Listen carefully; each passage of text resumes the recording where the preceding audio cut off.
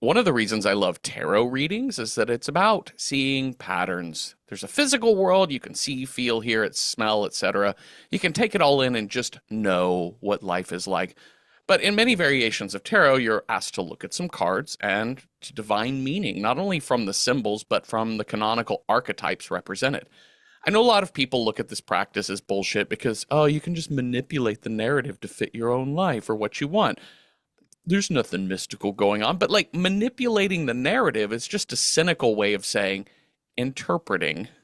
Those cards you drew are just a framing device, a way to concentrate your focus and to look for patterns.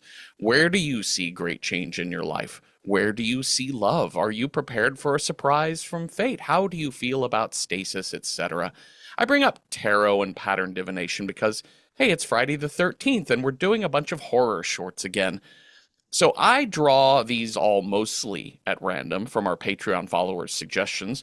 I say mostly at random because I generally will redraw until I can find an anchor short. In this case, we're doing the adaptation of M.R. James's Whistle and I'll Come to You. But the other shorts are just whatever come up first until we hit 5 works or 2 hours of viewing, whichever comes first. And it's so fascinating to see the patterns in these 5 particular pieces of short form horror. In fact, you can argue that one of the big themes of this collection, accidentally, is seeing patterns, thinking about what you're experiencing and pushing yourself beyond your own understanding of that. There are more things in heaven and earth than are dreamt of, yada, yada, yada. Life is repetitive, change is slow until it suddenly is not. How do you look out for the unusual, the incomprehensible? Does it sneak up on you? Or does it challenge you so greatly you can't bring yourself to accept what is happening? Of course, maybe we don't have to look for patterns in this collection. Maybe it doesn't have anything to do with that. Maybe we just like that one about the really freaking fucking cat. Hi, Cecil. Hi, Jeffrey. Okay, what non-human body part would you like to have? What non-human body part? It Like can either be added onto my body? it can either be an add-on or a replacement. You could be like, well, I want rabbit Oh, ears instead of my own ears or something like that. kangaroo tail. Oh, because you get like a So you full like lean tripod. back. Yeah. Because I was like, a tail seems like, okay, a lemur tail, like a hensile, essentially adding an extra arm, Uh-huh. or an extra hand, something that can grasp, is cool. But you know Uh-huh. what's even cooler? Being able to sit back on your tail, Yeah. like having a seat with you all the time. Yeah, that's true. And it's The, also like that thing is strong too. yeah. So it's also like kind of having like a weapon attached to your butt. I was thinking about the practicalities of this question too. So it does, like, as a person who lives in New York City, that would be really tough for me. I'm thinking about all the public spaces where there's no place to sit in New Oh, York. airplanes? Impossible. Yeah, and yeah, but then I started thinking like, oh, I would be a nightmare on the rush hour 4-5. You're like, I take up three people, three people's worth of space. Same thing with wings, right? Like if I had like 8 like Yeah. wings on the middle of my back or something, like But you're like, my how do you get that through your shirt? yeah, you'd have to do a lot of custom clothing. But also wings feel like they could fold up a little bit, so that's kind of True. cool. See, the thing with wings, and like, absolutely, I think every kid kind of goes to that fantasy, especially if you read X-Men. Uh-huh. But then it's like, it just takes one asshole to shoot you out of the sky. Yeah, I've always, when people have the notion of, like, there was the classic hypothetical, would you rather have the power of invisibility or Hmm. flight? Hmm. And I was always like invisibility. Like I don't necessarily want to have to do nefarious things with that, Sure. but I like the idea that you could just be invisible if you wanted to do If you wanted nefarious to. things, steal a diamond or something, you Oh, know? yeah. But And they say that like in that question, it's like inevitably introverts always say invisible and uh-huh. extroverts always say flight. In my case, very true. And but I also had the thought you had, which is, oh, somebody's going to shoot me out of the sky. Yeah. Yeah. Oh, you will be the center of attention the moment you hit the air. Oh, yeah. Yeah. I'm like, oh, I don't want that. I want working gills. Oh, that's a good one. That's actually like practical. Yeah. And it doesn't fuck up your daily life that much. No, and I feel Unless like you have if to have one of those big bubble helmets that keeps your head yeah, in water all the I time. like if I could like You just want to be have them down my amphibious. neck. I'm like, "Oh, I can turtleneck that shit. It'd be Yeah. great." Yeah. Yeah. I have to learn to swim a little bit better than I do now, but Oh, but you know what? not hard. Not Not hard. hard. Because honestly, most of swimming is breath control, and we don't have to worry about that. No. You're That's golden. totally true. Well, let's talk about our 5 short films that we got. Speaking of anamorphs, Okay, we're gonna start with The Cat with Hands. And and it is about A Cat with Hands. a cat with hands. This is man, we say it every time we do one of these episodes, but I just really love horror shorts. I think it's just I so love fun to just them. get right to like singular story, Yep. singular scare. And this one has it. This one's really short, like under 3, I think. Yeah, like just under 4 minutes. Yeah. What I love about horror shorts is like different plot, different characters every time, but it's more like the different styles Yes. that can be achieved. And you realize, when you're watching a movie, especially horror movies, which have a tendency to reuse a lot of styles or tropes, the kind of the tried and true, sort of things. And then you watch 5 short films that look, feel, sound completely different. Yeah. Yeah. And even though these have some tropes, like dark holes with doppelgangers seems to be, Yep. like a running theme. Uh-huh. But like this one, the moody, dark, gothic look of it, the sort of like Wuthering Heights British countryside, the fact that it almost starts in like blank verse, Yeah. Yeah. like instantly sends you to a place Hmm. versus, I don't know, let's say this house has people in it, which sends you to a very different place. But the look of the film quality, the sound quality, really, I was like, oh my God, I love these. Yeah, absolutely. And you say, and starting with verse, this feels like a fairy tale. Like this Yeah. feels like a classic fairy Yep. tale. What looks like kind of like an old sailor type man with a Yeah. young Yeah. boy. It feels kind Going of to the well, like it's Victorian. enchanted well. Yeah. Yeah, no, I was getting like very strong, like Wuthering Heights, Hmm. Gothic moors, Hmm. except there's trees, but Yes. like the wildness of the English countryside. Hmm.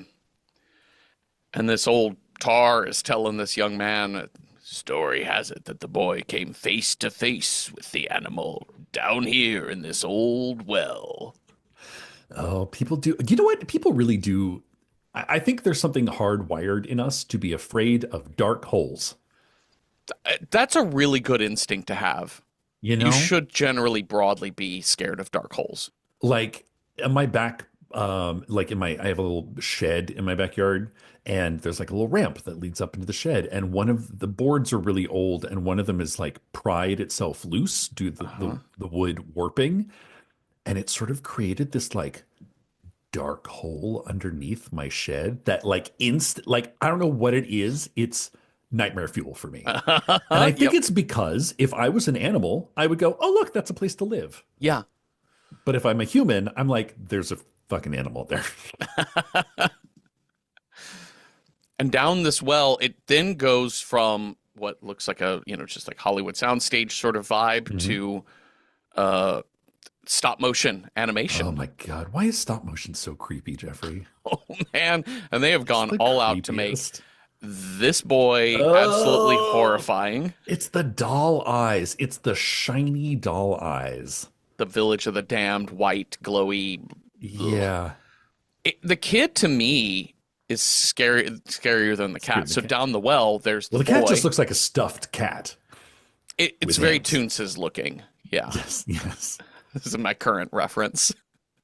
And yeah, there's a This young cat boy goes to the well. A goes to cat the comes well. out in the bucket. Hmm. The cat jumps out, but that cat has human hands. Yeah, and not just like human hands, but like the way it like lays them down like a cat's hands, like kind of one at a Yes. time onto the Yeah. edge of the well next to the boy's hands.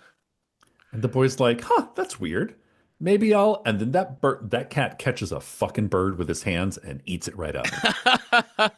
Just like grab, which is, I don't know. We're definitely in the realm of, okay, this is an interesting, you know that one of the first archaeological symbol that was non-human was of an animal's head, a lion's head, onto a human body. Mm, Like humans had reached a point where they were like not just making tools or things they needed to survive, but they were started to like craft things that could be worshipped, that were considered art, that was like extra time. You uh-huh. know, like we had reached the point where we had enough extra time in our day. We weren't just completely worried about, you know, food, water, shelter. And it was a hybrid of human and animal. Uh-huh. It's I mean it's the basis of just we're trying to make art here, or we're trying to tell stories and fantasize. You know, You're right. there's a fantasy in that too, just like I wish I had working gills or I wish I had a kangaroo Yeah. tail. Yeah. This cat grabs the boy's face with his human hand, and the Oh next thing no. we know, there is a boy body with no face, Yeah, like a bald egg face. and next to him is a cat body with the boy's face now on it. Glow up.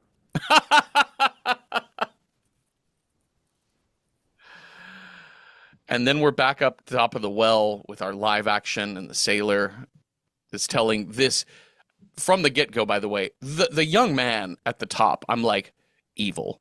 Like Yeah. he has evil, like sociopathic face, like I have no feelings at Well, all. it's like neutral, and he's also very young. Uh-huh.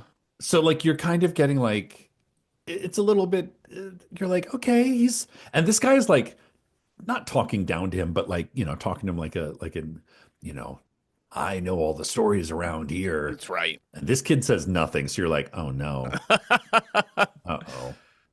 And the sailor says eventually the cat, looked like you or me on the outside. Well, he would lure people and he would Yeah. take an arm from this one and a leg from this one and Hmm. a belly button from that one.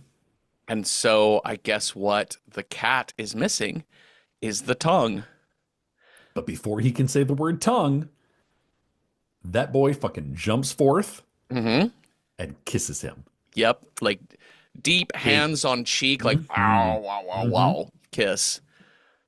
And then pulls out his tongue with his teeth. It just like boop pops right on out, like the back of Yeah. the tongue is perforated. You Like know? I love this choice that it's not gory because we're dealing in like fantasy realm here. Yeah.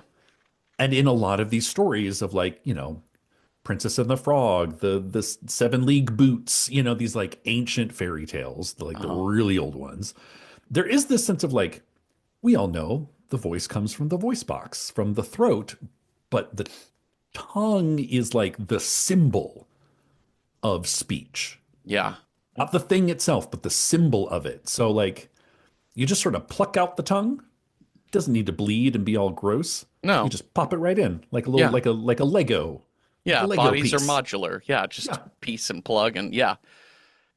And then suddenly man drops to the ground, and then the boy, the cat boy, is now talking like the old man, and he's kind of Hmm. repeating what the man said. He's kind of doing it more of a sing song. Last night I had a strange dream. I think it's the same audio actually, Oh, is it really? Okay. I because just it's didn't like, notice the lilt to it at the start.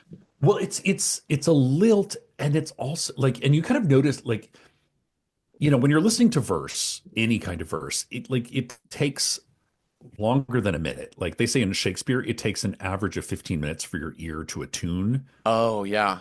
And that's if you've studied Shakespeare, scholar to anybody, but it takes you like at least 15 minutes to just like get the fuck used to listening to poetry. And so in this, like, before even the lights come up, you hear this sort of creepy verse. but you don't really take in what it says because it's just like, I don't know, I hear creepy, weird verse. Yeah, yeah. But you realize now with context, it's the cat testing out his human speech. Yes. Like he's not very good at it yet. No, he's gonna figure it out though, just like he's learned to Yeah. walk on the human legs and Hmm. look sociopathic with the human face. And yes, I think he's cute. he is. I would just say I wish the two of you luck, but just be careful, Cecil. Oh, it's fine. I He don't won't, think he's the, looking out the for your face best eating interest. leopard won't eat my face. Yep. I mean, you know what? I bet if he gets bored, you could just throw a ball and he'll chase after it. You know, We'll just play swapsies. We'll just like swap back and forth forever. perfect. You try and give him a Christmas gift, and he's just batting at the ribbon. That's Yeah. it. Yeah. Mhm. The end The of end. Cat with Hands. Love it. Lovely. All right, now we're Like a gonna little get. appetizer. Mhm. Now let's get to one of the bigger like horror short channels on YouTube, which is Alter.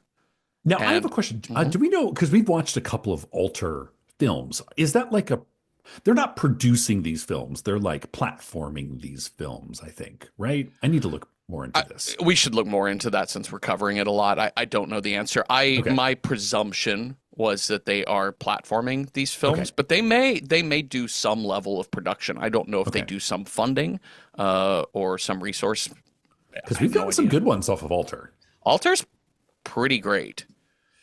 So this one is called Other Side of the Box. This is the one that feels the most super contemporary to me because it feels very Yes. YouTube age short form film. Well, it's really, I mean, honestly, this is like if you're in film school, this is the horror short film you should make because Yeah. it's like one setting. Like the supernatural elements to it are really simple. And so there is some like film trickery, but it's not like you're not cutting and pasting and posting and blah, blah, blah. And like it's really simple. Yeah. And it kind of focuses on the acting. I was like, oh, this is actually like a really great sort of like scene study Hmm. film. And also, yeah, I really hate that I sound like such an old man shouting at clouds, but I just Uh-huh. think that horror is best when using the most practical effects Yeah, and simple absolutely. effects because Yeah, I think there's something about the unnerving nature of what am I looking at here. absolutely. And the cut and paste job they do on this figure inside the box, it's very clearly Yeah, like because he's in like different lighting almost. It's really interesting the way they've yeah, they've put him in there digitally, but it's not CGI digital. It's like, digital reframing. And I think yeah. it adds to the like, you are not of this room, of this Right. space. And I don't need it to look real. I need it to look upsetting because it's a horror Yeah. short. And I think this does such a Throw great some job. style on it. Yeah. Throw some style on it. Well, it's Christmas Hmm. in any town, USA, probably Los Angeles or something. Hmm. And there's a Couple, couple making dinner, Ben joking and Rachel. around. Hmm. And yeah, this is also, I just noted right away when you said film school, this is hitting all the beats of solid horror filmmaking. Domestic horror, you definitely need like low, warm tone light. Yep. Yep. You definitely need the windows to be nighttime and Hmm. open. Yep. And cooking dinner is such a great thing because you always have a knife out. You always have a knife out. I love the like, and I like the little touches of like the Christmas tree in the background, Hmm. the like not creepy, but old-timey Christmas music on the record player. Yep. Because listen, as somebody who loves my record player, like I cannot let the record side hit the end of that side and that like crick, Yep. crick, crick. Like I got to get the fuck up and change that record Hmm. because that's creepy. It is. But then there's a knock at the door, and it's old friend Sean has arrived with a Christmas gift, a big Mhm. box, of like hat box size. Yeah, And Rachel's it's a like, pair, it's a "What pair of is?" Air Jordans. Yeah, I hope so. I hope it's some Jordan 1s. That'd be awesome. But Rachel realizes that it's his friend Sean, Ben's friend Sean. And She's she's like, like, I don't want to see him. no. And you're like, uh-oh, complicated relationships. And at the door, Ben greets him. Is this a bad time? No, no, sure. You want to come in? I know. I love it how she's like, I don't want to see him right now. And then he's like, yeah, come on in, dude. Yeah. We just covered Sinners, and I think the lesson from Sinners is just don't invite anyone in you don't know, and Uh, don't invite in people you do know if they're acting weird. yeah. The Yeah. proper play here, even regardless of What can like, I do you for, neighbor? yeah, I'd just say like, well, we're doing dinner right now. Here, let me, and then you step outside, close the door Yes, behind you, you talk on the absolutely. porch. Yep. What's happening? What is this? Um, but he's like, you want to come in? You want a drink? Like, stop Right. letting him insinuate himself. It's not, I don't know. It has the very like, I think it's very bro coded. Hmm.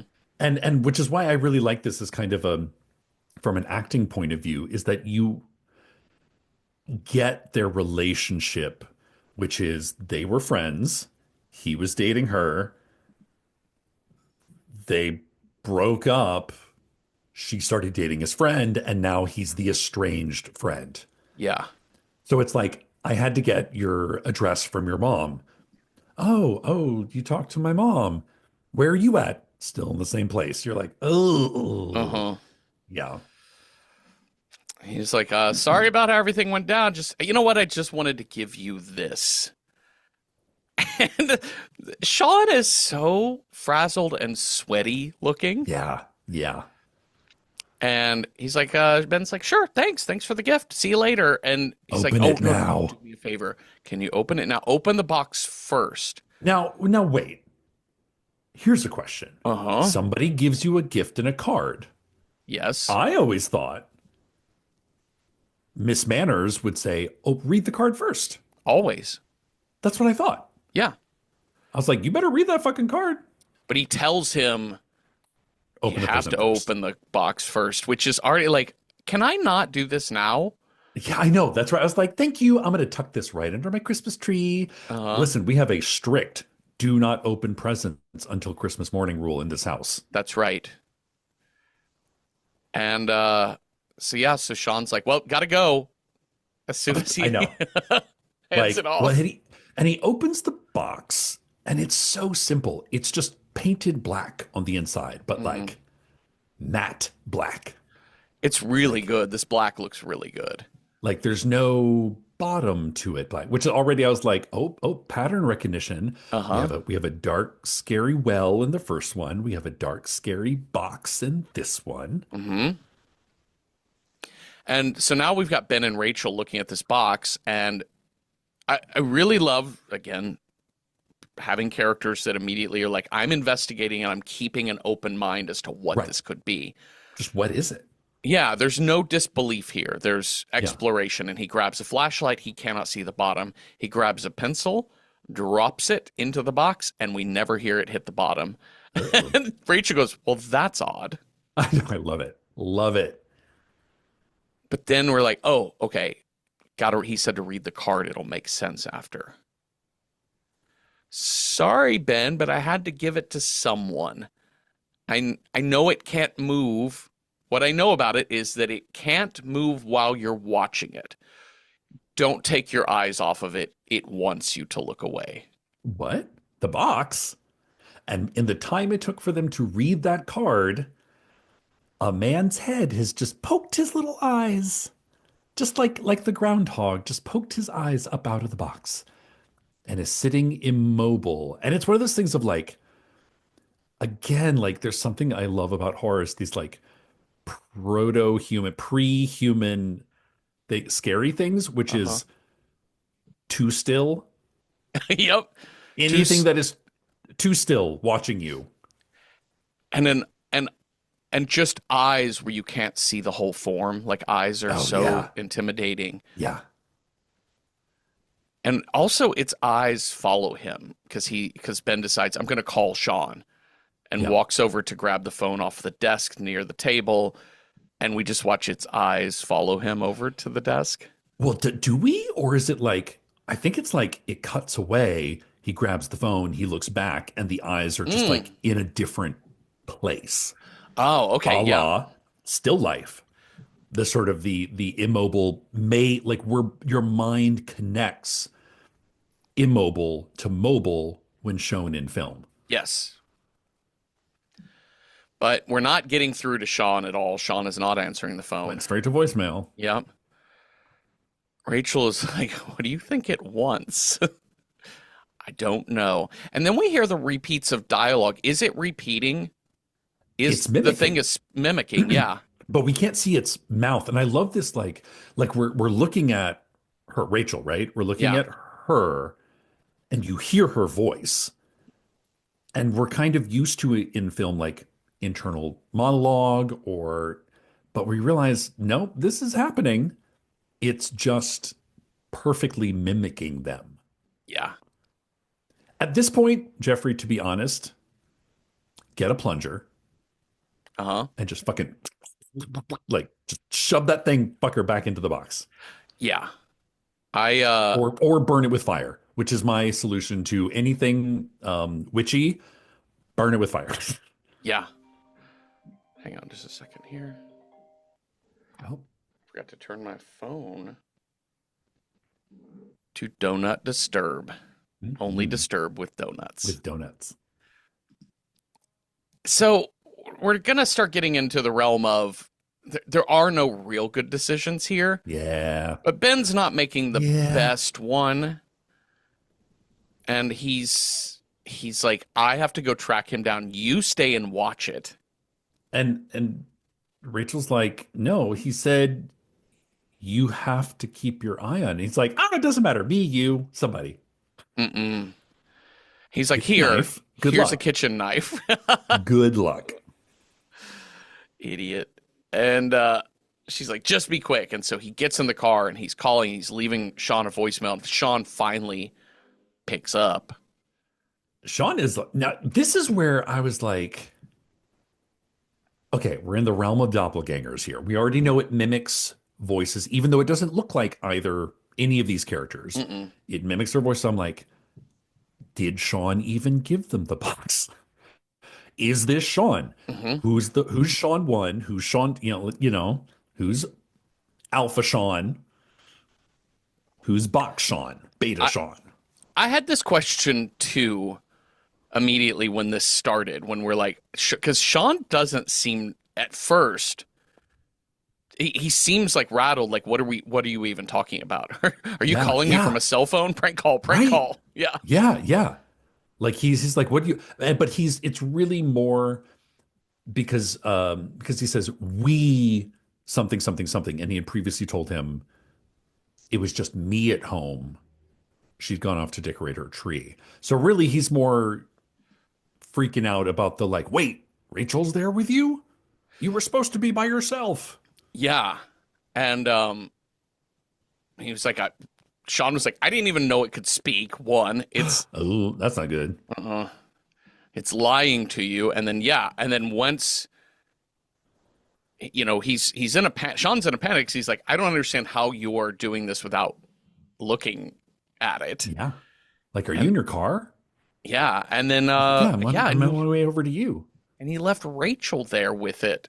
He's like, you idiot. You, the person I gave it to, has to look at it. I said that in the card, you idiot. I told you to keep your eyes on it. And then Ben is like, oh shit. Pulls a U-turn. Yeah. Full screeching tire U-turn. And Sean is like, don't go home. Just That's don't. fucked up. Yeah. That's fucked up. It was good advice. It would be hard to follow. But he gets home. All the lights are out. Mm-hmm. The light switches have been ripped from the sockets. There's a chair overturned. The knife is on the table. The table is wet. I know. The sink is running. Uh-huh. He goes down into their finished basement space. And he's like, hello. Oh And yeah. as soon as Rachel, like, here's Rachel's voice from around the corner, and she says, I can't remember what she says, but it's a little too peppy. I wrote it down. He goes, Rachel, yeah, what's up? Yeah, what's up? Like, what the fuck you think is up? How was that creepy demon box? Where'd the demon box go? So he doesn't see the box. He doesn't see Rachel. The water is on and just running in the shower. This is a really such a creepy effect of the kind of clearish the clear shower curtain. It's like the clear shower curtain reflected in the In the medicine mirror. cabinet Hmm. mirror. And in front of him, you don't see anyone in the shower, but in the mirror, you can see what looks like her shape. Maybe it could be that man. I don't I know. think it's the man. Okay. Or I think it's the mystery man, box Yeah. man. And then he turns and looks up the stairs, and we just see the silhouette of like 4 or 5 people I standing at the know. top. And he turns and looks back to his left towards the shower, and then there's oh, I should mention he's found a light pole in the basement that Yes. click click and turns on the overhead light. Yeah. So now we're in light, and he turns and looks at this man in that basement space who's just staring at him. Red light, It's a very red light, green light. I hate green it. light, Uh-uh. red light, green light. Yeah. And these figures coming down the stairs are doing red light, green light. It's every time you look and look away, look Yeah. and look away. And it's like he's got like box man on one side, creepy figures in silhouette at the top of the stairs. So he has to like look from one to the other. Uh-huh. So yeah, I was just thinking about how that feeling you have when you realize I fucked up this tic-tac-toe board Mm-hmm. and Yeah. they have 2 paths to victory and you're like, man, Yes. Yeah. well, There's no way. crumple it up, start over. Yep. And the last image is the box man with his hand up on the light pole. He's like, click, click, lights off. The end. Jeffrey, if I don't get this box from you from Christmas, I'm going to be really disappointed.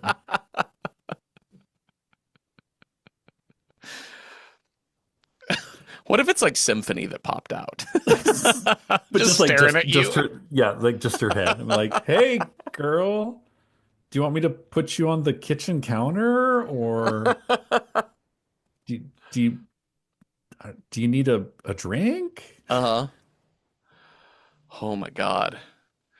All right, number 3. This house has people in it. Oh, William Street. Holy shit.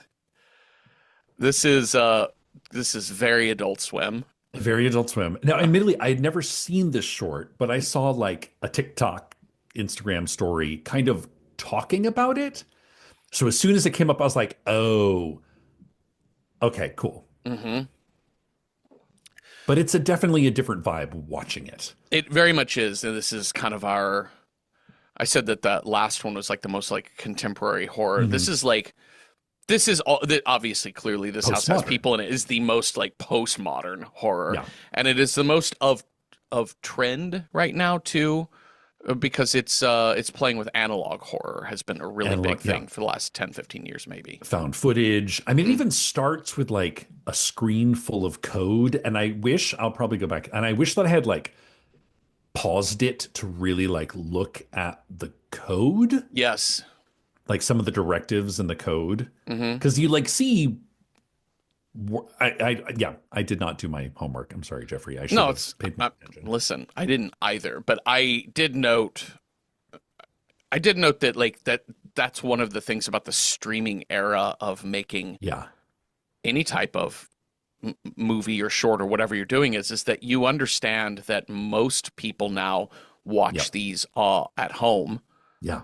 Like you're and not going or to a you're not going to a film festival to watch horror shorts anymore. yeah, and I mean, you are. obviously some people Listen, do, but listen, I got a sidebar. I would love to get to the Salem Horror Film Festival someday. yeah, I would love to go see a horror film festival.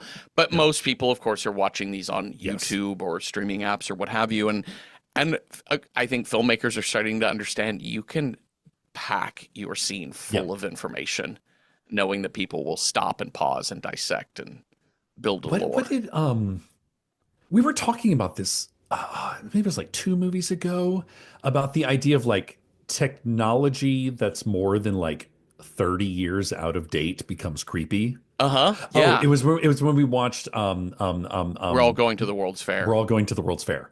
Yep. So like watching a digitalization of a home video shot on VHS suddenly becomes creepy once removed. Mm-hmm. Absolutely. So, now we cut to what looks to be like, closed circuit TV Mhm. and Security grid. security grid of 9. Very like digital video quality, Yes. color, not high res, high Like def, what you would whatever. have in like an office building. Yes. And each There's room has got like a little, like a living room, bedroom one, uh-huh. Front kitchen, front front yard, yard, backyard, backyard. basement. So But who are our we characters? okay, so Who's in this house? all right, the primary footage that we're gonna see is the 2 cameras in the kitchen. And we've got mom and dad and baby is all we see at first. Yeah. And they're just kind of, let's skip Orlando and let's go out of the country somewhere. It's Let's like, let's go go to to, Cape Town. You're like, yeah, Cape Town. Oh, wow, Jesus. That's very different. extravagant. hmm I've never been to Cape Town, but I imagine it's quite different from Orlando. Maybe a little. People talk different there. I know that.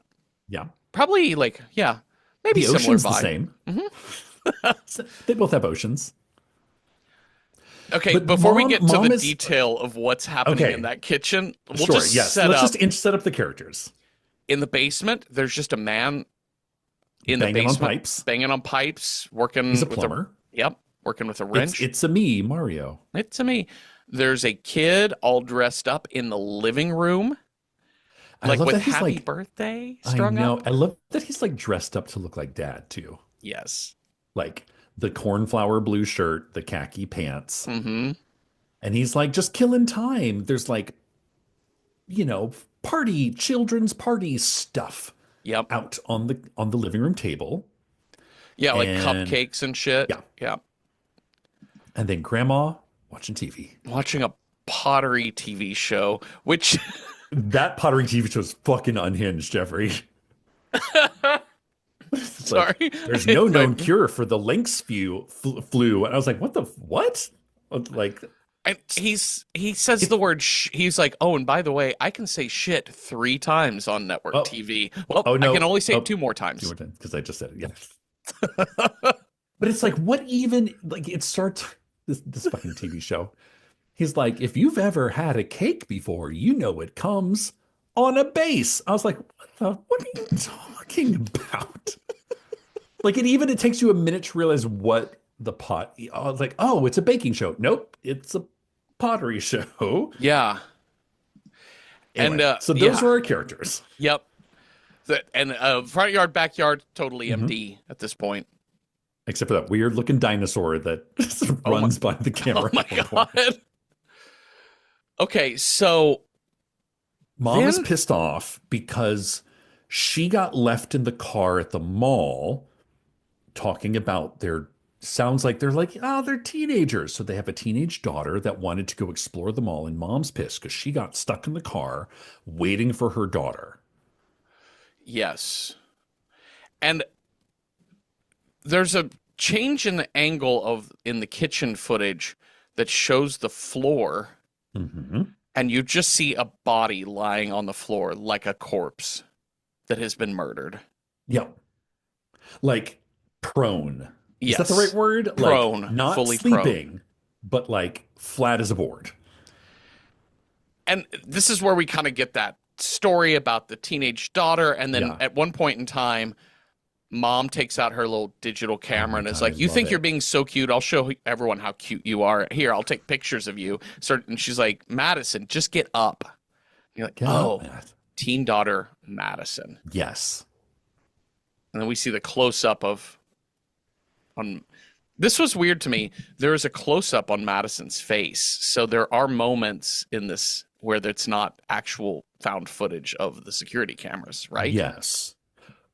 I mean, it has that grainy look to it, but it has the sort of like digital and zoom in kind of Oh, feel. But yeah, no, I think you're right. The close up of the face is like just like a camera in her face. yeah, But it's yeah, so it does kind of break again.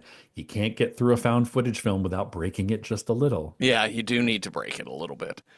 And Dad is like, "I'll get her up," and starts to try and lift her. And suddenly he says, "Something's wrong. Like I cannot move her." Uh-oh. And Mom reaches down. She's like, "What do you mean you can't move her? Just pick her up." And she can't either. I love this line. He's like, "Did you give her pills?" Mom's like, "What?" Well, women are always giving each other I pills. love it. Now, I don't know what pill causes you to sink in the floor, but I'm guessing is this what ketamine is like? Maybe? It Hey, what seems like it would be. what kind of pills are women giving each other? Just sharing pills. Can I get the floor pill? I Oh need a my God. nap. Mm-hmm. By this point, the dad is just like, dad's flipping out. Dad Mm-hmm. continues to flip out. Dad goes on a like, uh, oh God, like a biblical insane rant for the rest Mm-hmm. of the film. Yeah, he's starting to get really unhinged, and but there's a moment where he's like trying to grab his wife's face, like he's like, "You're the only one I've loved you more than anything else in the whole. We're family. This is our bond. Feel my Yes. hands on fire." And she's like, "You need to stop." Yeah. Everyone tell me you love me right now. Front You want yard to go see? camera. Oh, Oh, what's yes. that? Oh, I was gonna say, well, they put the baby with grandma, Uh-huh. who does not say a word or move from the television. So the baby is now just they put the baby in like a little high chair. Yeah, well, the baby starts crawling out. They put the baby next to Yeah. grandma, Oh, and that's that it. That's baby it. is like doop doop doop doop, just Yep. and grandma's just still focused on pottery show. Yeah. Crazy pottery. People are starting to arrive for the birthday party. Uh-huh. This kid gets no lines, which He's is even so sad. He's sadder breaking my heart. because it's like he's like set up everything for his birthday party, and there's people at the door, and I think his mom or dad is like, "Today is not a good day for your birthday. I'm very sorry." Yeah, that's what Dad is like. Jackson, this is not a good time to have a birthday party. And we just see a shot of poor Jackson with his head just leaning against the front door. Just fuck. Now I gotta say this, the insanity that starts to begin outside. It's like so like it kind of much like a lot of these sort of William Street Adult Swim seems normal at first and then devolves into insanity. So like there's like three or four people, it's like two moms and a couple kids that have come to the party, but they don't get let in. Mm-mm. So they just sort of camp out on the front yard, which seems kind of normal at first. You're like, oh, we're gonna have an outside party today. Kind of, although they never actually even like knock. They knock on the door, but nobody answers. So they're just like, well, instead of investigating further, we'll Yes. just do a party on your front lawn. We'll just sit here. Um, So mom and dad are screaming at mhm. each other so loud that the plumber is like, what the fuck is happening up there? So he comes upstairs. Dad is not helpful at this point. He's in full rant. Yeah. And mom and the plumber are kind of like taking action. Like, we've got Yes. to do something. And it's around this time we notice Madison is sinking into the floor. Yeah. She's like almost halfway into the floor, face, front first. I love the shot of like the basement point of view of like He's grabbed that plumber grabs a two just by her four. face. Yeah, you can just see her He face starting to push through. like the reverse Phantom of the Opera mask. That the plumber has just gotten a two by four and is like trying to push her face back up. Makes sense. Classic. Yes. You're like, nope, this is not working. The plumber eventually grabs like Uh, I don't know if it's a like a jigsaw, some kind, sawzall. yeah, a circle saw something, and he is like sawing around Madison's body, trying Okay, to so we just got to like, get her out somehow. yep, They've sent poor Billy or young boy child into Jackson. his Jackson into into his room with the race car bed, Hmm. who's now just like isolated in his room, but they take his mattress and they drag it downstairs because they're going to cut the floor out Yep, and Madison's going to fall and she's going to land on the mattress. yeah. But dad is everywhere he shouldn't be. Dad is fully unhinged at this point. Like Mhm. he's berserk. Like not like violent berserk, No, no. like old man ranting at clouds Hmm. berserk. Like sweaty, snot pouring down his nose, And red also faced. the notion that Jackson can't just go outside and join the party in the front I lawn. know. I I mean, know. that party looks bonkers, but it Well, feels it yeah. starts off as like, I don't know, there's a party. And then it kind of turns into Lord of the Flies. Yeah, everything is going crazy. And even like the house starts to fill with smoke. Well, yeah, because mom was making cupcakes in That's the right. beginning. That's Like she right. was kind of like, sort of absent-mindedly mixing frosting. So presumably cupcakes were in the oven. So now there's smoke coming out of the oven, smoke's filling the house. Uh-huh. We've got the mattress on the floor in the basement to catch Madison. The smoke alarm is going full blast at this point. Everything is crazy. And then Madison finally falls through. There's a loud scream. As she hits the mattress, fully disappears. Yeah. And then cut to front lawn camera, and there she is just lying in the grass, She's face just lying in down. the grass. We're like, oh, okay. Well, she slipped outside. Unfortunately, the next shot is like all the party goers are now Uh-huh. lying prone on the grass. Uh-huh. My favorite shot is of the baby just like piecing out, Yep. like crawling through the garden, like through the back gate. Just like the baby is out of here. Uh-huh. And honestly, good for you, baby. Good for you, kiddo. And then we get the blue screen credits, classic Yeah, VHS yeah, credits. VHS credits, yeah. The end. So this house has people. I don't know. Like the person that I saw breaking this down is kind of like the sort of isolation of capitalist America was kind of Yeah. their take on it. Of like nobody's really like this family is not cohesive. Like this Uh-huh. family has everything. It's like the sort of picket white fence family, Yeah. but no one's actually talking to each other. Grandma doesn't talk to anybody. They don't care about their kid. Like No. the baby literally just runs into the garden. Mm-hmm. And it's only until the daughter is like in crisis that she becomes worth paying attention to. Right.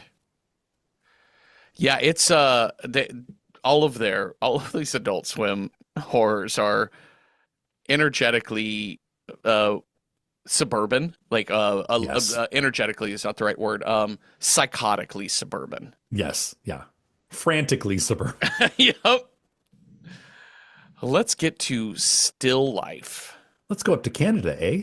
Eh? Still Life, Cat with Hands is our oldest at 2001, I think is when that was made. Still Life is our second. Oh, I'm sorry. Whistle and I'll Well, Come to whistle, You I'll is come to you. That's from 1968. like, yeah. Yeah.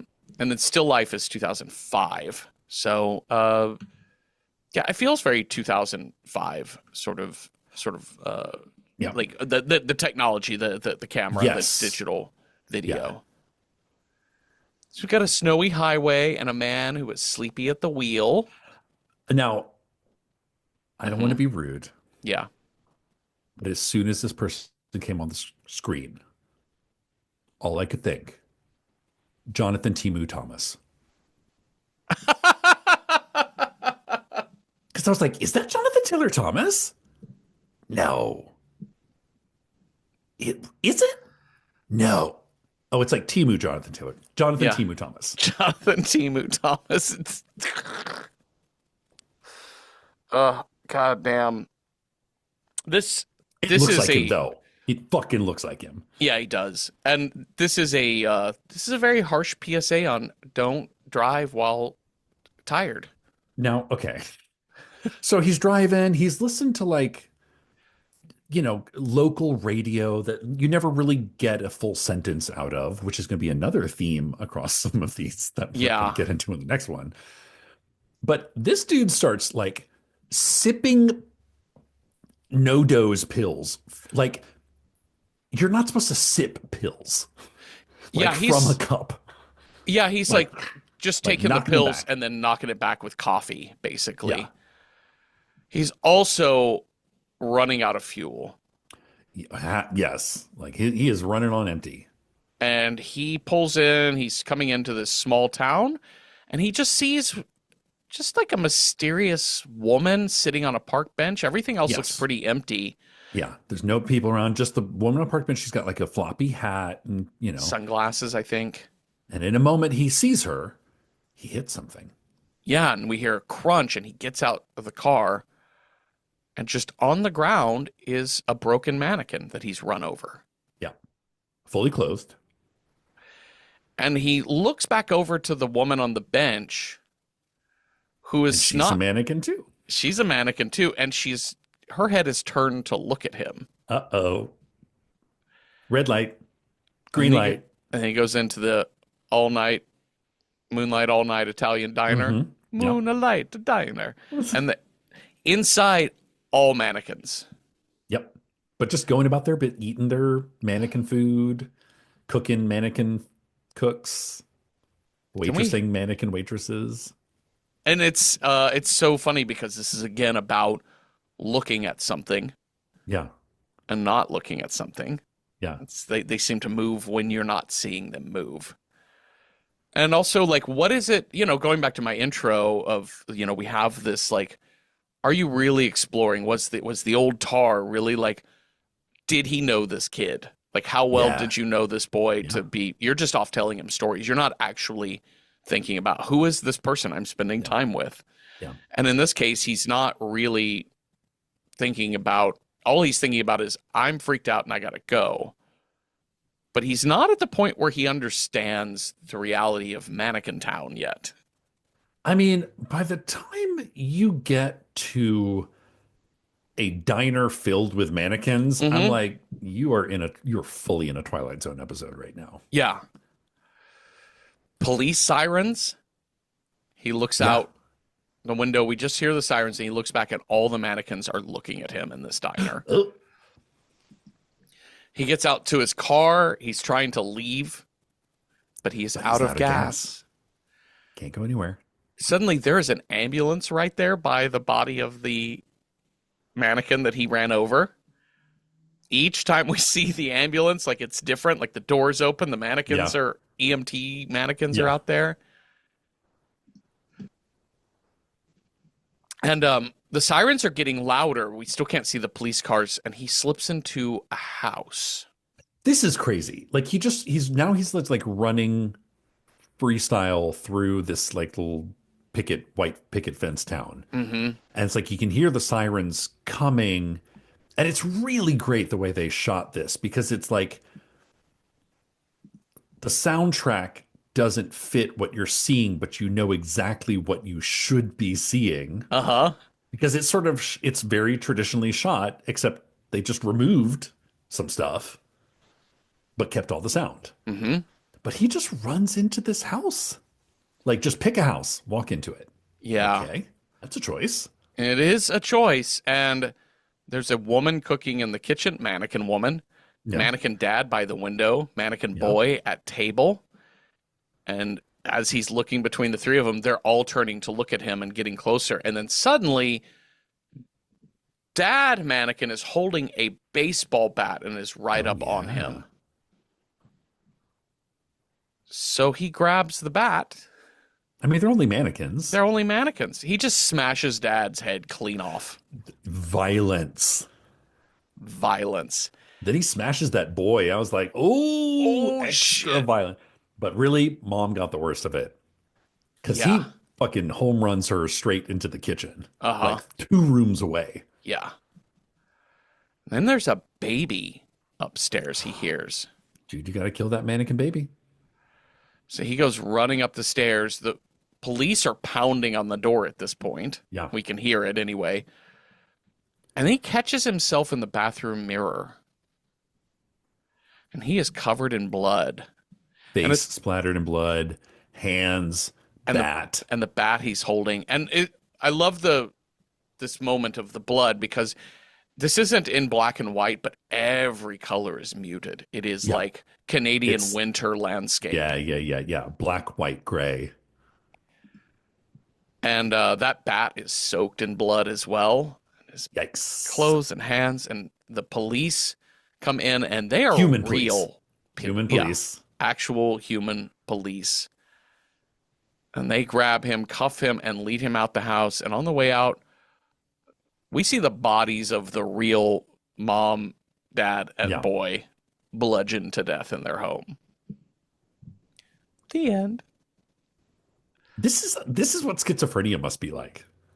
Yeah, I was really interested in like that choice to, to go with the classic choice of like, oh, you imagined all of this sort of thing, or it was you all along. That Because you were the villain.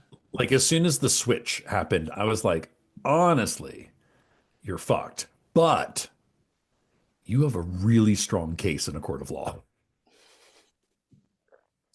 Well, it's like the Twinkie defense, right? Like you can just have the I was not in my right mind sort of thing. But if you get on, if you're like, I pulled into this town, I hit a person, I ran away, I killed a family, but honestly, I thought they were mannequins. Yeah. Then you're going straight to psychiatric jail. Yeah. You're going to the cuckoo's nest. Yeah. Yeah, it really, really interesting, really, really clever use of mannequins in this. I think it's such a funny, but pretty harrowing horror short. It reminded me very much of a Twilight Zone episode in that it's much less, it's less of a modern scare. Yep. It is the like Rod Serling kind of like, what if we took the normal world and just, it's off kilter by like 5 degrees. Yeah. Well, we're going to go from Canada to England. This is the most English you can possibly get. This is like, is English contagious? It might be. Can I catch English from, because if you can, I think you will catch it from watching this movie. I think I'm coming out with a case of the Tolkiens. Like I got a little rash here, the Tolkiens. Oh my God. So I didn't know anything about this. So I was like, ooh, black and white. Oh, no, we are fully in the 1960s. Okay. And we get it's a long shot of a beach and a figure from very far away walking towards us. And it's like, this is a ghost story. This story was written by this academic British person who's very academic. They loved their fancy Oxford things. But this is just a ghost story. We present to you our story. Yeah, and it's so funny that they have to kind of explain to the viewing public what they're about to watch and what its themes are. It's a choice. Well, once you kind of get at the very end, it's produced by the BBC. Yes. So this is like the British television kind of does its own thing. So it's very like a standalone short film. Yeah. So like you're watching your TV. So it's kind of like, I think the BBC's still kept a lot of the DNA from like the radio days of like, and now a radio play. Yes. So it has that kind of like, we're going to set this up because it's not part of a series. It's not, we gotta be like, what you're going to watch is a short film based on a classic British short story.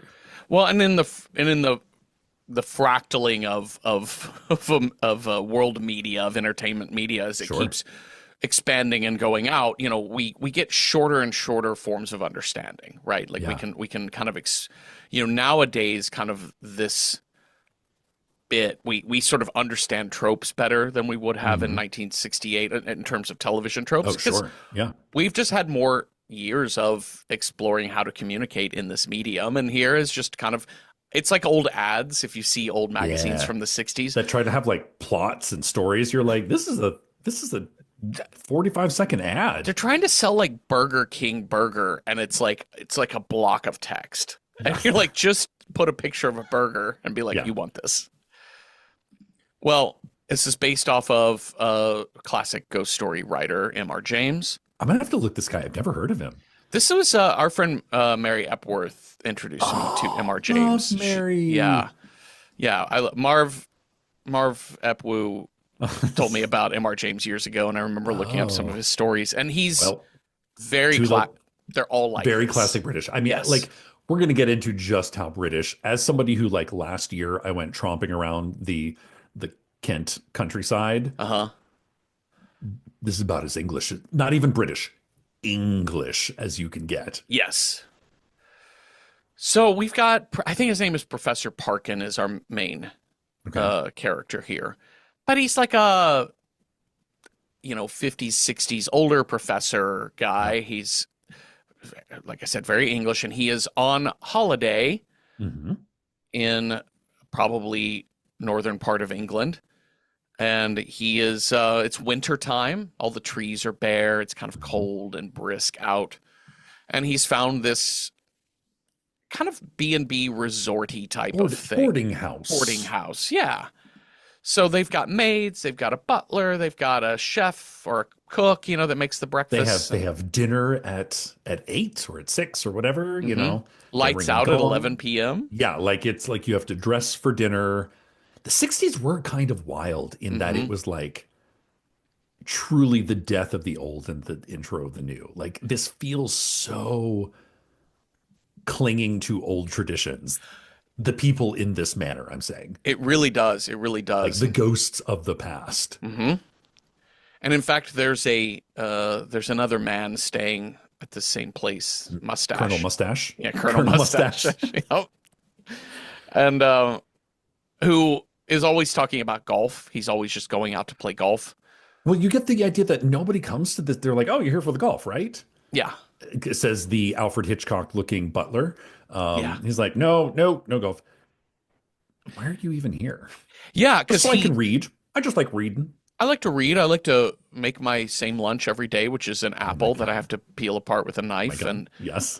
read a book and And look at the drink water. half a pint of beer. Yeah. Yep. And everyone else is like, no, we come here. Yeah, this slightly Yes. younger man. Yeah. Not young man, but like They're kind of, maybe. no, I'd say they're both middle age. Yeah, he's very middle aged. I was just thinking like it's like 45 versus 60. You know what I mean? Like Oh, it seems a slight age difference, but I could be wrong. yeah. I could just be laying that on it. I But think it's more the academic versus the sort of not aristocracy, but like the sort of cloistered academic versus the like man of the world, mhm, you know? agreed.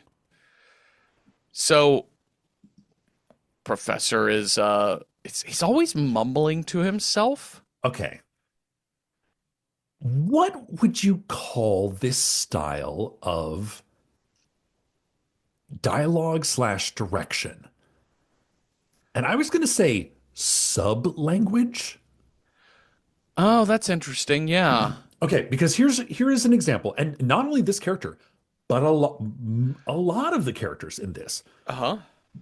You really notice it when Professor is being shown to his room by Alfred Hitchcock doppelganger, who takes who drags his box of, his suitcase filled with books up to the room, and he's like, Hmm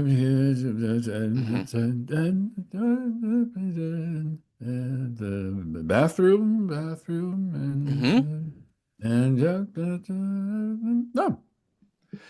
And that is how 60% of the dialogue is delivered in this. Yeah. Like, or you've got Professor who will like just repeat whatever somebody says, like the last three words, as if he's like musing on them, which is to me like, I was not at Oxford in the 1960s. I was not part of their education system, but this feels like what your professor in your Ivy League school said, like, make the bed, Uh-huh. make the bed, which So, prompted Pink Floyd to write The Wall because seriously, fuck that shit. uh-huh. Well, and that's the it's so interesting coming off of Still Life, which Yeah. we have two stories about a person seeing something, experiencing something supernatural or odd, Mhm. but that it also really is implied. I think you are losing your mind. I Something don't is wrong. think you'll. The call's coming from inside the body. Yeah, and also to speak to the style of this short film, 90% of this just feels like really, really stodgy old people BBC Yeah. boring Oh, boring drama about this British man. But there are Jeffrey, these I brief moments. waited 20 minutes for you don't even hear dialogue for like 10 minutes. No. And it's a lot of behavior. Yeah. You watch a full 4 minutes of two maids making a bed Yeah. in And, silence. and I think it's going for kind of, we talked about this in the movie Qui-Gon, which I'm not going to equate Mm, quality wise this to that or my yeah, kind love of of pretty it. different. But they both are, both Qui-Gon and Whistle and I'll Come to You have a directorial choice, which is to sit the audience in Yes. space and just to have you Yeah. in a place. Yeah. And it's a bold choice because you're going to sit through a 40-minute short film that has maybe 4 pages of words. Yeah, for real. But But but I will but say in all of the it pays stodginess, off. yeah, It pays off because in our whiz bang kind of world, like compare this to Other Side of the Box, in which we have like a minute and a half of dialogue to establish who these characters are. uh, This takes 30 minutes yeah, it's a slow establishing burn. time, and But I it's a want to slow go burn. back to your Yeah. question about the mumbling, is what I was Okay. trying to get to, which is to say that I think it's a stylistic choice to do that. I think Hmm. it's a stylistic choice to, which is not of the old form Yes. of TV making. Oh, yeah, It's a absolutely. very contemporary 60s, 70s. Like this is This is the uh era of Don't Look Back in Anger. This is yeah. the era of the beginning of Pinter. And we're gonna start seeing like cameras doing different things, and we're gonna start seeing directors making interesting choices. And the mumble thing is a really fascinating choice Yeah. because it to me stands out so much. I'm like, oh, Yeah. this is not how you do BBC evening No. drama. This is absolutely not how you should do it.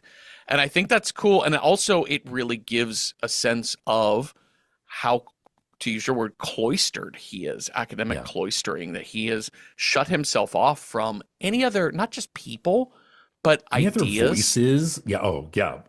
Listen, by the time we get to there's more heaven and Yes, yes. which is the most dialogue heavy scene in this entire thing. Uh-huh. And he can't even comprehend a question from a person. Like he has to analyze, diagram, and break down that question from Yeah. an academic point of view rather than just being like, no, I don't believe in ghosts. Yes, I believe in ghosts. Yeah. Or The let's weather looks talk nice about, today. yeah, Yeah. I kind This of do. Let's grapefruit is talk about what your delicious. definition of a ghost is. I'm so Yeah. interested in this Yeah. conversation. No. Absolutely.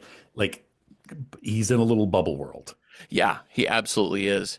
But I like those brief moments where we see a really like more modern stylization in the middle of this stodgy piece about an Yeah. academic just in Northern England. But that like sub language is, and for me, it created a sense of like, just fucking get on with it. Yeah. Well, Like, just say it. Like, and which I think is what actually having watched the entire thing and sat like this kind of causes it's a little frustrating. mm, And I think it's meant to be frustrating. totally. So you're just like, Jesus Christ, just finish your sentence. Or just speak up.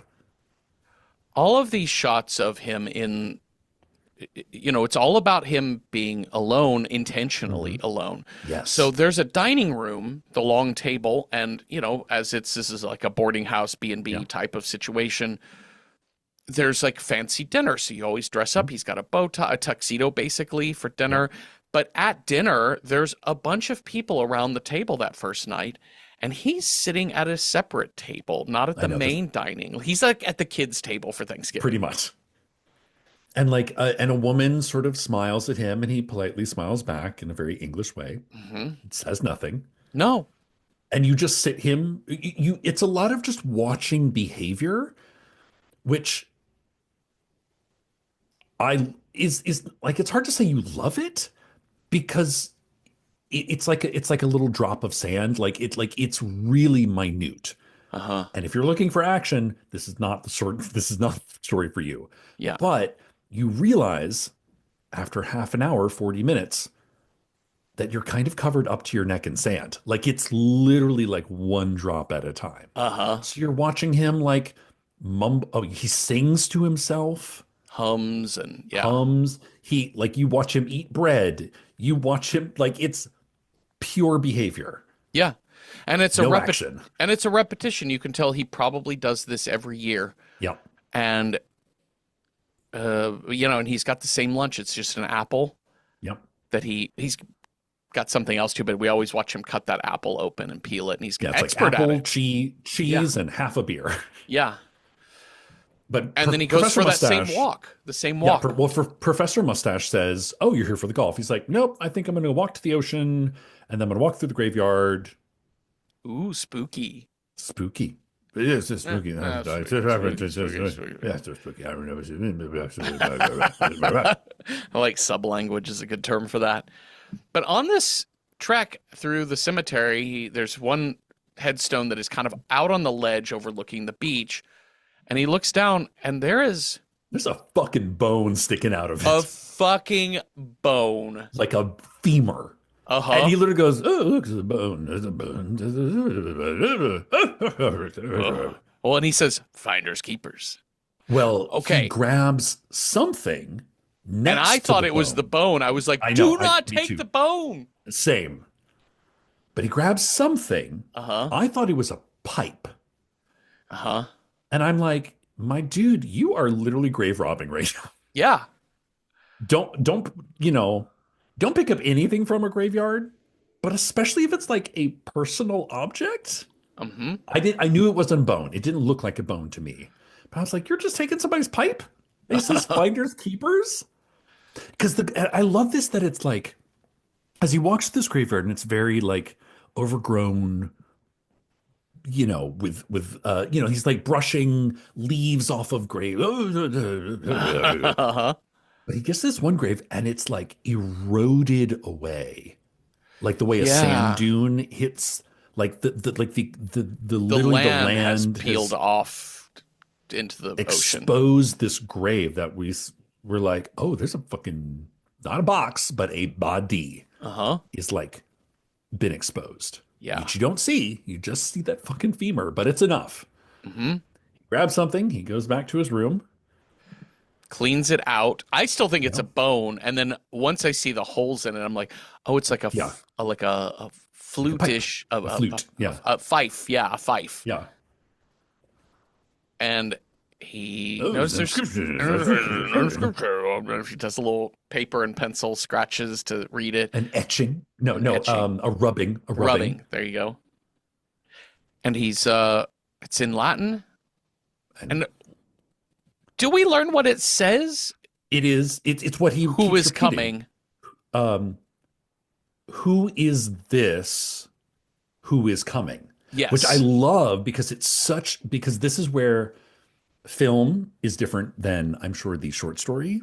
Because in a short story you would see punctuation, but in film you have Just to hear hear it. in a play. So who is this question mark?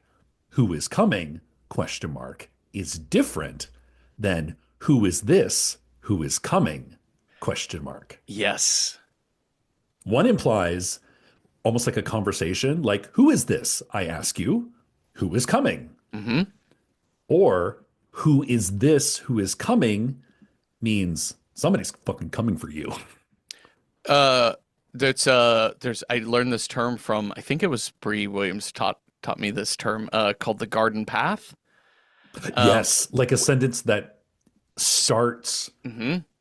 it like it the meaning changes as the sentence is read and you realize it's almost like a puzzle box Yeah, you sentence. get to the end of the sentence, you're like, I don't know what this just said. And the example that Bree used was the old man, the boat.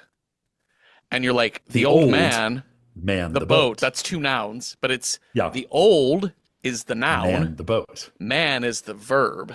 The old I think man the boat. I love the English language, but if there are some days that I really wish we spoke a language that had tonal differences, like Mandarin, Well, we like have many mild tonal difference. It's no emphatic. Oh yeah, but I know ma what you're. No, no, no. I know what. ma, Yeah, I know what you're like can talking mean about. five different Yeah, things.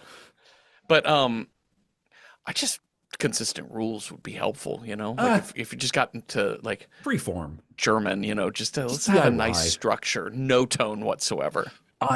Geez, yeah, I know it's kind of the opposite. I'm actually reading Franz Kafka's The Trial Uh-huh. because it's the 100-year anniversary, and just reading the translator's notes on that, I'm like, oh, this is going to hurt my brain. I can already tell. Uh-huh.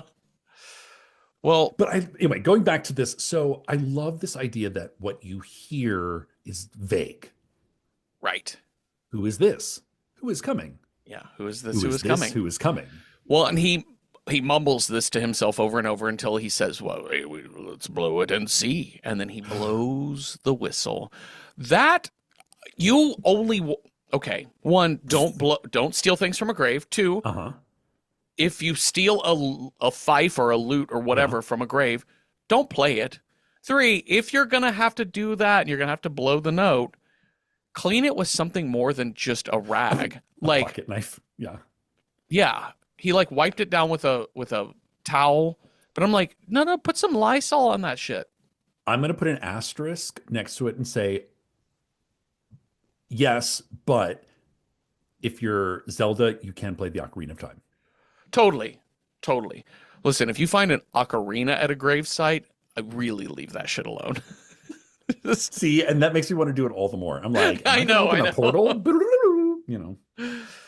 But okay, so once he blows the whistle, we have our titular whistle, Hmm. which is my new Oh God, favorite. oh God, I gotta get the band Actually, I names think that's document out. a literary magazine title.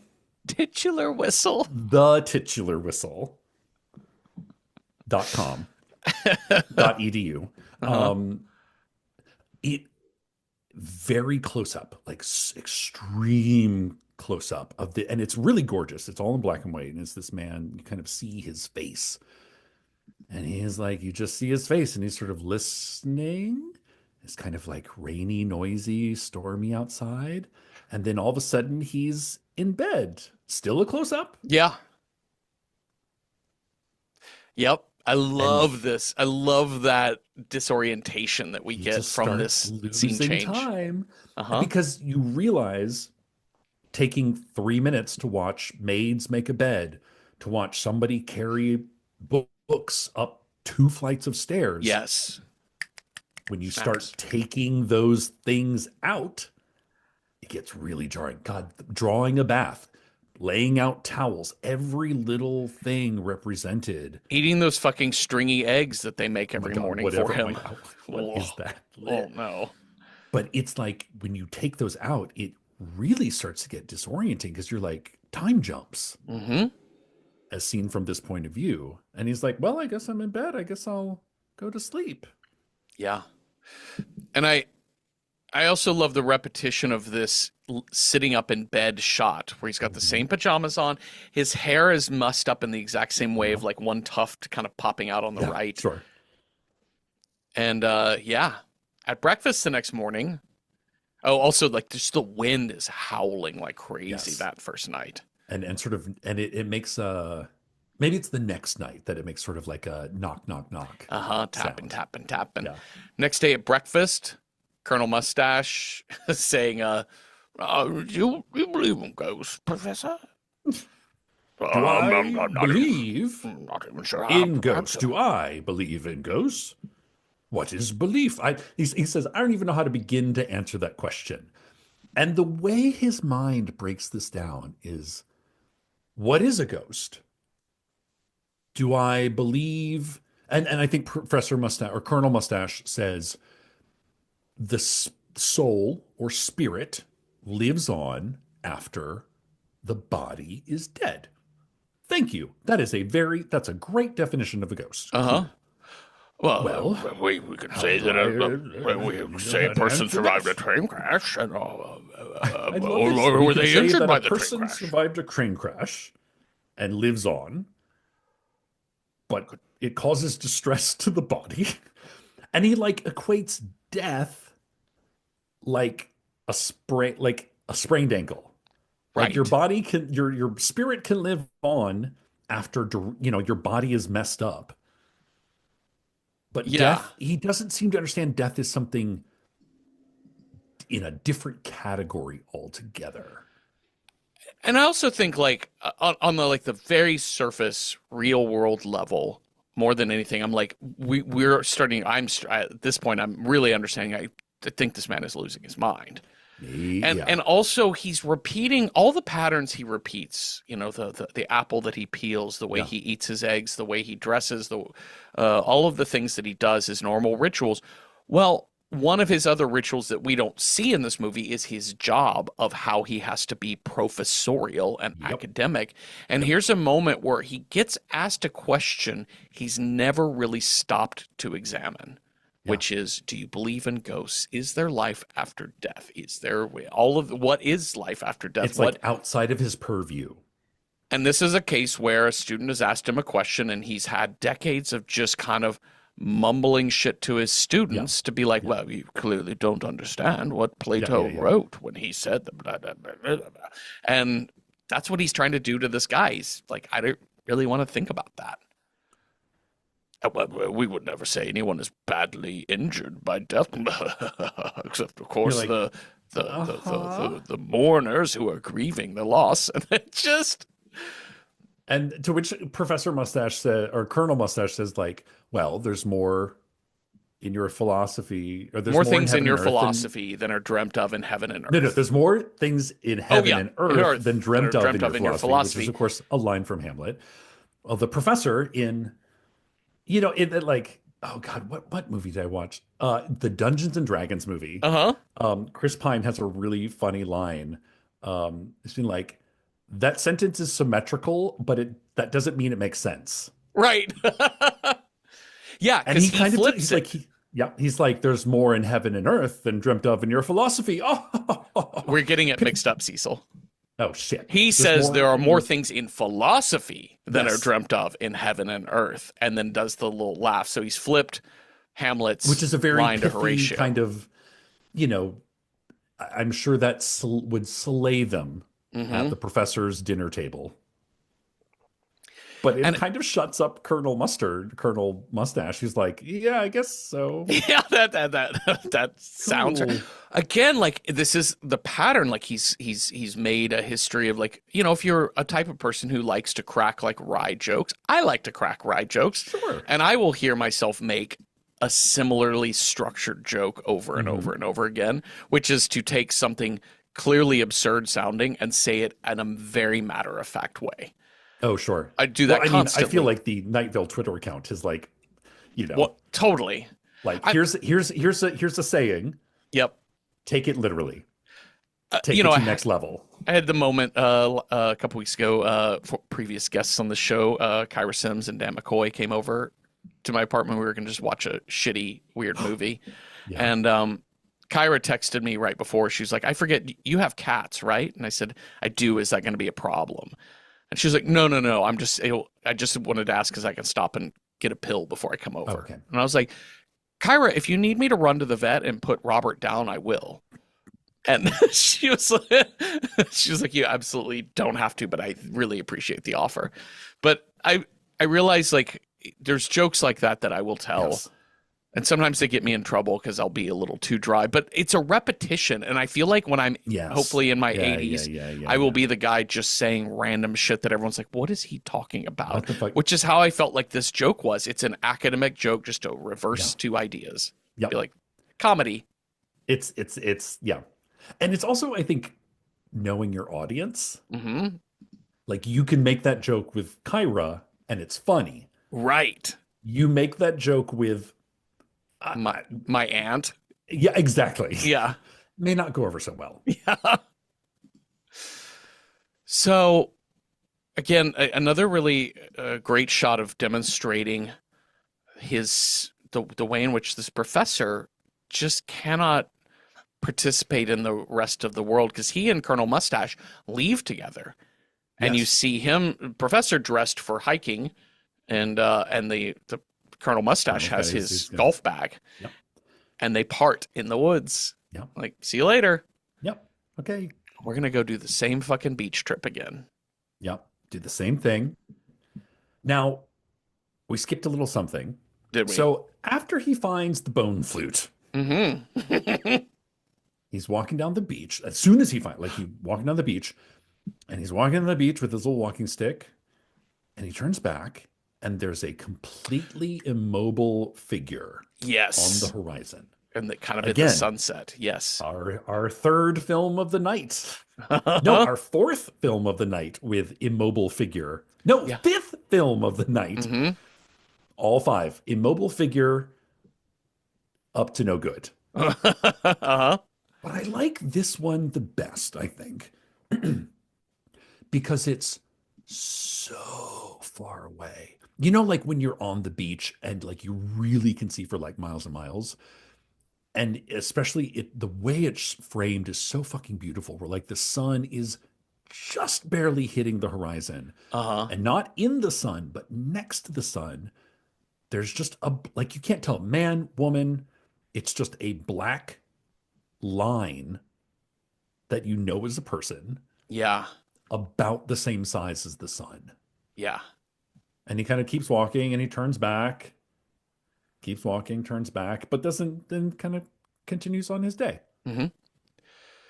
So shortly after he and Professor or he and Colonel Mustache part ways, he goes to do his like beach hiking, same Yep. routine, eat the same apple, read his book. He's also like kind of mumbling that comment that there are more things in philosophy that are dreamt Yes. of, and he's kind of Listen, chuckling to himself, I very know. proud Aren't of I himself. clever? No. But at night, that phrase rings in his head again. Who is this? Who is coming?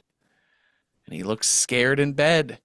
And we're actually hearing the tap. It sounds like taps on the window, or all ghostly sounds. Yes. But he goes to sleep and has a dream. I love this. This is where like this shit starts to get like actual scary. Yes. So like close up of his face, and because I think this movie revels in a moment in human existence that is not often explored because it is kind of boring and kind of weird. And that's the sort of like nodding off while reading a book, while watching a TV show, and like you're asleep and then awake, and asleep and awake, and asleep and awake. So like you see his face, he closes his eyes, Mm-hmm.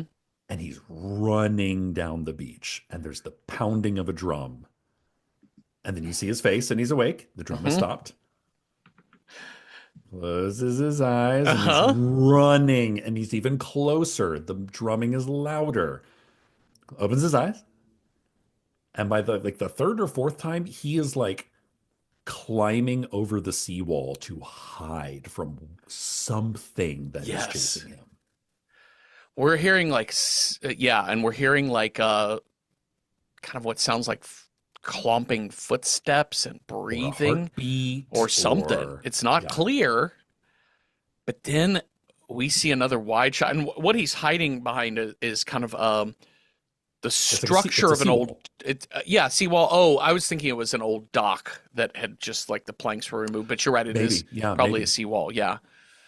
And we finally see the wide shot of the seawall, and he's running kind of toward the camera away, and there is just a billowing figure. I immediately thought of Nope. I thought of the alien in Nope. Yeah.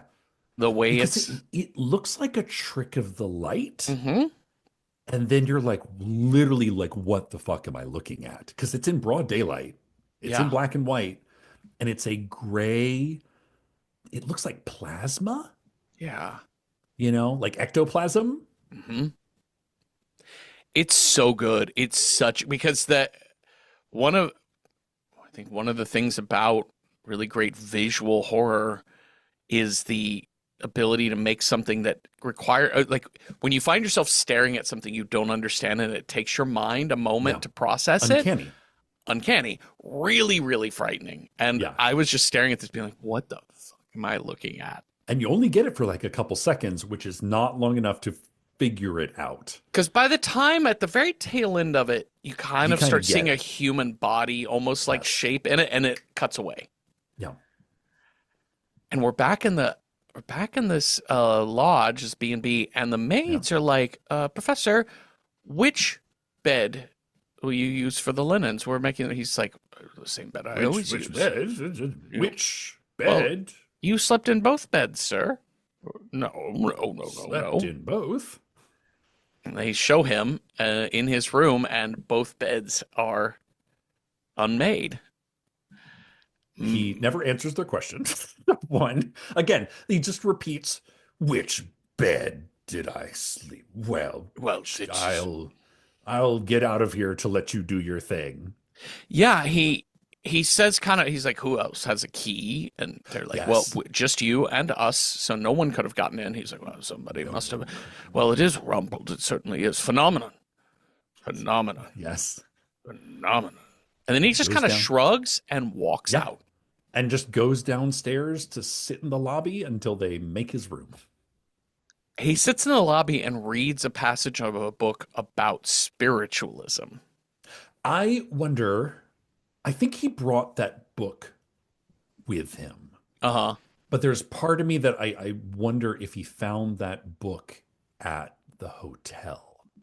You know? Yeah. I don't think it's a detail that really matters, but I was like, oh, look, he does happen to have a book about ghosts on him in Uh-huh. his 6 books that he brought in his suitcase. Right. Yeah, and he starts kind of again like mumbling about mind without brains or material Oh body, my and the God. spirit is left Like, to live on in thought. And this is where it's like very technical writing read in the wrong pattern or rhythm makes uh, fucking no sense. no, Like, and it's purposefully, and it's done on purpose, very dense writing. And you would just imagine this is what higher education is like in this country in this day and age uh-huh, of just literally some like 65-year-old reading words, like droning on. And yeah, you're like, yeah, I understand why the wall needs to come down. yeah, and Hey, also like, teachers, leave those uh-huh, kids alone. and also like, and I think this so perfectly captures that feeling of I'm trying to understand a thing, but I Hmm. cannot Yeah. comprehend. I remember going through a time where I started learning about quantum electrodynamics, like just broadly kind of was Okay. told about it, and I had read some really fun essays and speeches by the astrophysicist Richard Feynman, and it's like, oh, this guy's so easy to read, and some of the way Yeah. he explains some of the stuff actually starts making sense to me. Mhm. So I picked up his book. His biggest publication is called QED, Okay. Quantum Electrodynamics. And I Okay. read the first chapter of this book, and he starts explaining light through photons and how they move and do this thing. And I'm like, got it, got it. Yeah. Cool. By Cool. like page 17, I'm just like rereading and rereading and Yeah. rereading, being like, Yeah. none of this. I am Yeah. absolutely donezo. And Yeah. that's kind of what this captures. And he is reading something that I would find pretty straightforward. But for him, in Hmm. his mindset at this point, they perfectly capture a person who is like, none of this jives at all. I also get the idea of like someone who's very good at reading but not interpreting or comprehending. Yep. Like his kind, which is like the academic of this time is kind of very much like the most gatekeepy, Uh-huh. which is like the words you can put together the words and you can memorize words really well, but you're not so like the person who's able to like interpret is maybe not the one that moves ahead, Yeah. you know? Yeah, and he also can move words around like he did with the philosophy Right. quote and make clever jokes. I mean, In the same way that like death and pain are just like swippy swappies for yeah. him. Well, and it reminded me so much of the going back to the philosophy thing too, but just his equivocating isn't the right word, but like this kind of, but it is Yeah. the sub language thing. Yeah. But the joke moment reminded me so much of Who's Afraid of Virginia Woolf? Like literally the the joke Who's Yeah. Afraid of Virginia Woolf from the play. I Uh-huh. mean, it opens with them telling that joke. And all it is somebody at the party, the academic party, the one where we got to like, Smile and make yeah, nice. Yeah. we got to Make blow on funny. each Make, other's whistles until yeah. we get to the to the top of the academic power pyramid. But the joke is, who's afraid of Virginia Woolf, Virginia? And somebody sang that in a moment, and it made everyone laugh. Yes. We never hear the rest of the context. It's a stupid sounding joke. You And never get an here, answer, do you, right? In the no, play? no, it's fully unimportant. It's I just, am. I'm yeah. afraid of Virginia Woolf. But it sets, once you sort of understand what that meant in that Mhm. play, you understand the power dynamics happening Yeah. in the world in which they live. And here we start to see this too. And just exactly to your point, which is he's never really had to sit and think about things because he knows how to act like a professor. Yeah. He knows how Yeah. to dress like a professor. He knows how to just blah, blah, blah, blah, blah, blah, blah. But he's Or not it's really experiencing the world. well, yeah, he's not experiencing the world, and he can't. All of his opinions are intellectual or academic rather than like I feel statements. Yeah. Probably never made one of those in his entire life. Like, Hmm. I don't like. How I see this is, Yes. yeah. I fucking love this final scene when he is in bed again. Same The shot, final close night. up. Yeah, same shot, close up of his Oh, eyes. this is so scary, Yeah. Jeffrey. This is so It's scary. I also want to say too, really great setup because when we see the dining room, first time we see the dining room, it's fully crowded with people earlier. And yeah. then the Oh next yeah, time it's yeah, just yeah. like Colonel Mustard, maybe one or two other people, and then Yeah. like the cook or the Yeah. butler or whoever. This last time, it is fully empty. There's just a dog walking Oh, through the that's right. dining Oh room. yeah, He's yeah. like, "Oh, He's like, oh, dog, what's a look dog at, in yeah, he here?" just said, oh, a dog. And I found that so beautiful and unsettling. Yeah. There's something about, I don't know, I didn't know what to make of it other than it just sort of symbolized like that he is alone. Well, I think, if you have family members, if you are a person, but if you have family members that are really getting up there in years, you Uh-huh. find them going through that sort of deep peopling Yeah. process. Hmm. And I think it is like, comes down like when all the people are gone, you're like, the animals are your best friends, Yeah. I mean, I you think know? there's something symbolic about the dog there with you. It's the doula dog, Yeah, the yeah, death yeah, yeah, doula yeah. dog. Yeah. The death doula. Yeah. That's kind of the vibe I got from the dog. And so he's Like a premonition. yeah. And but like not an evil one. Like No, no, just it's whistle and I'll come to you. It's yeah, just time like to there's a white dog in the living room. Mhm. It's just a white dog in a living room. It might also be the specter of death hanging over your shoulder. Yep. Could be. Could Don't know. be. So now the sounds over Oh his God. shoulder. It literally sounds like sheets rustling, Oh my a God. a person breathing heavily enough to like sigh. It's like the sound of feet Mm. rubbing in the like the quilt, the duvet, and it's like this So slow like spooky. Oh, it's so because you know exactly what that sound is. Hmm. And that is honestly like that's a trope that, person in room you didn't know was in room. Classic. Yeah. Classic. But especially because it's not violent, it's not aggressive. It's just person in room you did not know was in room. Hmm. And he finally sits up, and it's a long, like, a zoom out to show him sitting up in bed and kind of the horror on his face. And then we finally see the other bed, and the sheets are moving like an invisible person is climbing under them. Yeah, it's because it's like they don't like it's almost like half human. Like it's like a rumple that's not even like not full body. It doesn't look like a person laying there. It's almost like half human. And then the way it's like somebody coming up out of the bed. Hmm. So it's not somebody sitting up. It's not like death shroud like that. It's like a person growing out of the bed, but Hmm. not even a human body. Honestly, it's it's giving sheet on strings. Definitely, I definitely. mean, Yeah. it's This is not as absolutely giving. cool as the one on the beach. The one on the beach, chef's kiss. Yeah, yeah, yeah. This one is definitely giving sheet on strings, Hmm. but it's more his reaction to it that is like I was flabbergasted I was too. because it's like it kind of cuts to slow motion of both the sheet rising and him, and it's just him with wide eyes, and he just takes his thumb and sticks it into his mouth Like a baby boy. and goes, like again, subverbal, Uh just huh. making sounds very like not screaming, like a little baby boy, like calling for his mom Yeah. before he even knew the word mom. Yeah. And somebody comes into the room. I think it's Professor Mustard, Professor Mustache, Colonel Hmm. Mustache, Colonel Mustache. Yep.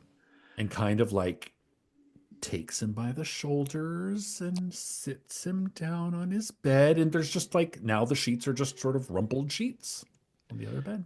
Yeah. And Colonel Mustache is like, hey, listen, let me just tidy things up a bit. Mhm. And the professor is just repeating over and over again, like in different intonations. Oh no. Oh no. Oh no. And I don't know, I'm curious of how you read that. I read that as like he's understanding what's happening to him. Does he under in my mind he's starting to understand that he's lost his mind. Well, it's yes, he has lost his mind.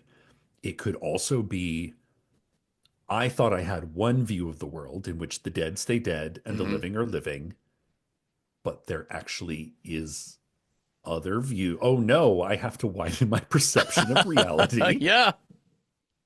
Like this is gonna, I have to completely, now I have to recalibrate to true north Yeah.